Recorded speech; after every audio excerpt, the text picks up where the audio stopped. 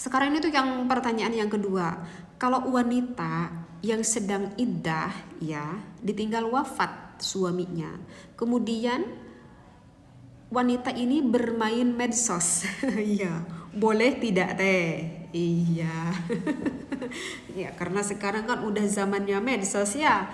Termasuk ini teteh sendiri juga ini main medsos ini di sini. Tetapi mudah-mudahan medsos teteh ini mendatangkan kemanfaatan ya, tidak mendatangkan kemadharatan. Amin, mudah-mudahan. Nah, begini Kakak.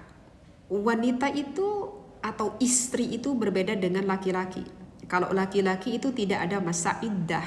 Tetapi kalau untuk sosok seorang istri itu ada masa iddah.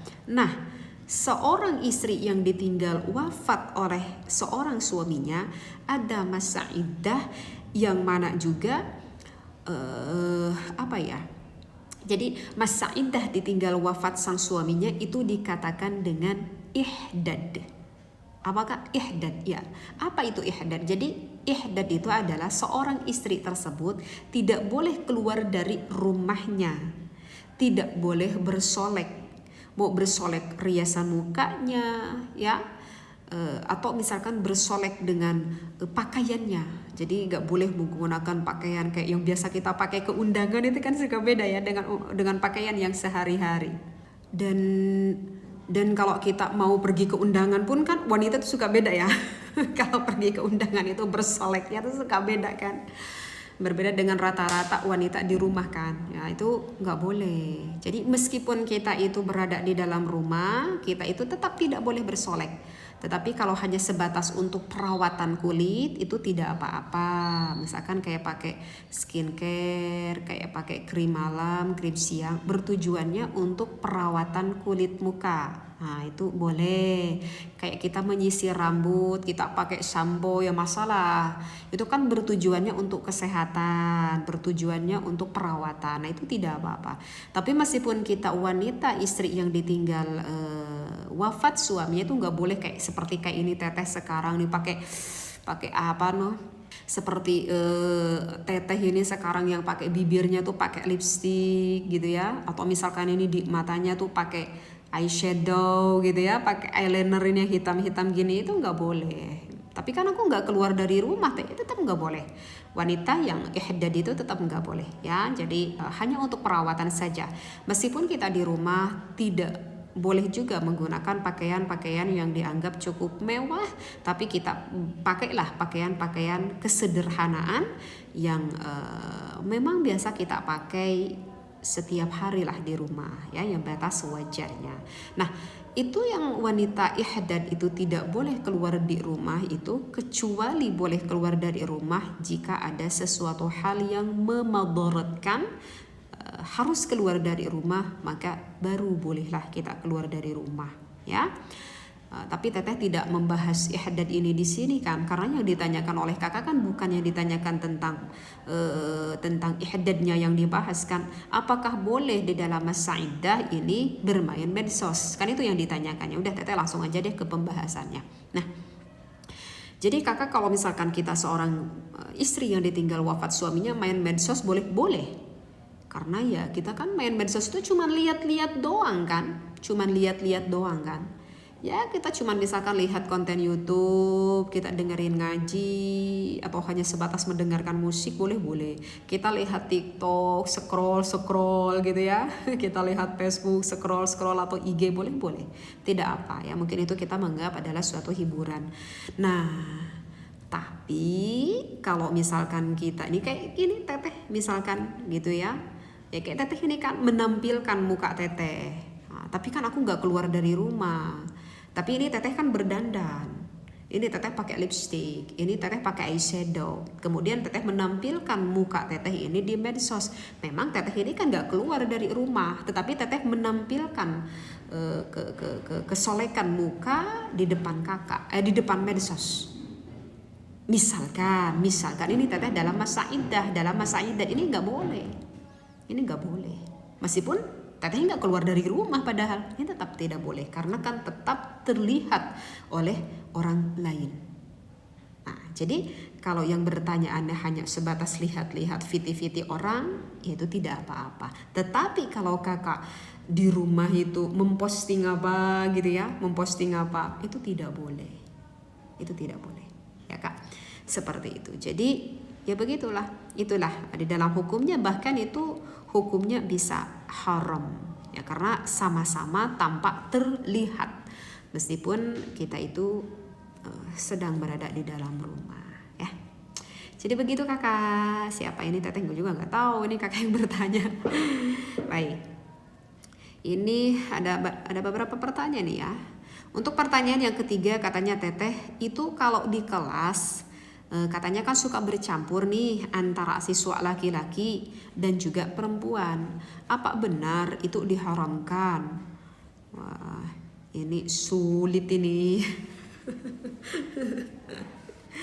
Ini sulit ini. Bukan sulit jawabannya, sulit di dalam masaknya ini. Sulit lah.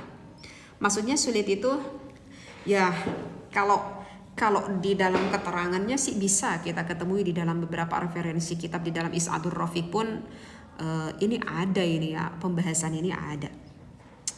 Kan di antara haram yang paling buruk itu kan jika pelanggaran yang paling berat itu jika apa ya, dalam kitab itu berkumpul seorang laki-laki dan juga perempuan, bahkan itu termasuk dosa berat. Bahkan itu termasuk dosa berat itu memang ya, bercampurnya laki-laki dan perempuan. Tapi termasuk dosa berat itu adalah jika, ini nih yang perlu garis dibawahi, jika di dalam perkumpulan itu akan mendatangkan suatu fitnah ya. Jika di dalam perkumpulan itu mengakibatkan suatu fitnah yang buruk lah, sehingga banyak kesempatan laki-laki dan perempuan tersebut na'udzubillah bahkan sampai melakukan khulwah. Begitu. Karena jangankan seperti itu, kita mendengar suara aja. Kalau kita bicara yang lebih dalam itu, aduh, ini kalau kita bicara fikih ya, itu apalagi kalau seperti kalau teteh baca dalam kitab Uqudul Lijen itu, masya Allah, kayaknya sulit sekali. Karena contoh gini aja, di dalam kitab Uqudul Lijen, seorang wanita menggunakan sandal tinggi misalkan, atau misalkan di kakinya itu menggunakan kerincing lah. Kerincing itu kayak misalkan berupa apa ya, kayak apa ini, misalkan apa ini, gengge gitu ya. Nah, sehingga si wanita itu sengaja berjalan agar terdengar kerincing kakinya, kemudian sengaja menggunakan kayak sandal tinggi, pakai hak tinggi agar terdengar suaranya. Kalau itu khas aku loh misalkan, kalau itu yang keluar kerincing, ada suara kerincing sama ketoprak dari sandal itu khas aku, itu adalah aku. Nah itu bahkan bisa berdosa. Nah itu kalau kita bicara fikih, coba kita bicara usulul fikih yang lebih dalam. Nah jadi kita tidak cukup dengan konteks itu kak, tidak cukup dengan konteks itu, karena kalau kita lebih kaji di dalam usulul fikih, oh berarti kalau begitu kalau kita menggunakan sandal tinggi haram ya, oh berarti kalau kita menggunakan genggek di kaki itu haram ya. Nah bukan itu yang dimaksudkannya tuh, bukan itu. Tetapi yang dimaksudkan adalah jika timbul di dalam hati kita, aku sengaja menggunakan sandal tinggi, aku sengaja menggunakan kerincing di kaki agar laki-laki itu tahu kalau itu aku loh. Ini kakak paham gak sih? Akan apa yang teteh terangkan paham gak? Mudah-mudahan dipaham. Mungkin paham ya. Ini agar tahu loh kalau itu aku loh. Aku adalah seorang wanita yang khas namanya Neng Iim misalkan. Ini dengan gaya khas, dengan sandal yang cukup seksi karena terdengar ketoprak. Misalkan dengan kerincing-kerincingnya agar orang tahu, agar laki-laki tahu itu khasnya aku. Nah yang diharamkan itu bukan kerincing sama hak tingginya, tapi ini hatinya, yang sakit itu hatinya. Nah itu yang diharamkan. Kayak suka ada juga yang bertanya, teteh lah jangan berdandan lah. Teteh jangan berdandan, itu banyak yang melihat laki-laki. Hello, tidak dilarang oleh agama wanita berdandan. Yang dilarang itu tujuan niat dalam hatinya. Kalau teteh ini berdandan sengaja agar dilihat oleh laki-laki lain dan dengan tanda kutip, yaitu bisa haram bagi diri teteh. Maka yang harus dikaji itu adalah siapa? Hati tetehnya. Hati tetehnya. Teteh sudah dapat izin dari suami, karena dari kecil juga sampai sekarang senang dandan, dan itu adalah sifat fitrahnya wanita. Tidak apa-apa, dalam hukum fikih diperbolehkan. Cuma di dalam usulul fikih diluruskan hati kitanya. Nah, begitu juga kakak ini, kenapa teteh agak panjang lebar membahas kesana ke sini ya, biar ini kakak yang bertanya tuh benar-benar paham. Nah, begitu juga kakak, di dalam perkumpulan laki-laki dan perempuan memang itu banyak madaratnya. Tetapi kan untuk sekarang nih kayaknya susah Kak.